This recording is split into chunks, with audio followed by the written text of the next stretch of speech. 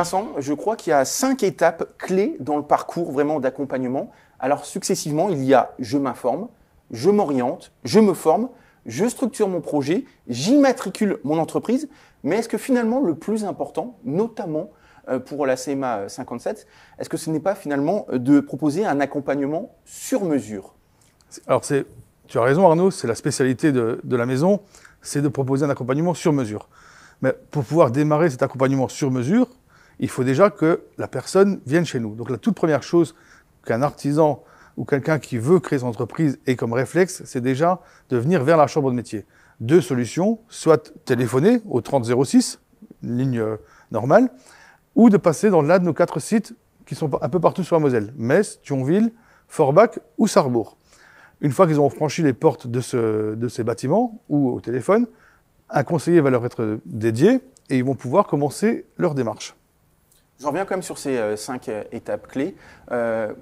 Est-ce qu'il y en a une en particulier, pour toi en tout cas, qui revêt un petit peu plus d'importance pour ceux qui viennent toquer au niveau de la CMA 57? Est-ce que finalement, je structure mon projet, j'immatricule mon entreprise? Les 2 dernières sont peut-être plus voulues, plus souhaitées par ceux qui viennent? Alors, c'est sûr que quand on a envie d'entreprendre, on a envie que ça aille vite. On aimerait déjà démarrer demain.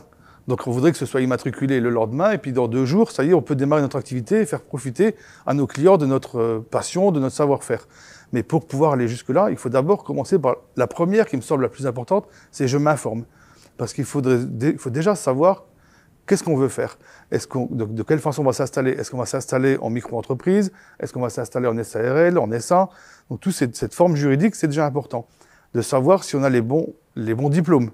Parce que peut-être que quelqu'un a envie de s'installer dans quelque chose, mais il n'est pas forcément au courant que ce métier exige d'avoir un certain diplôme, une certaine formation.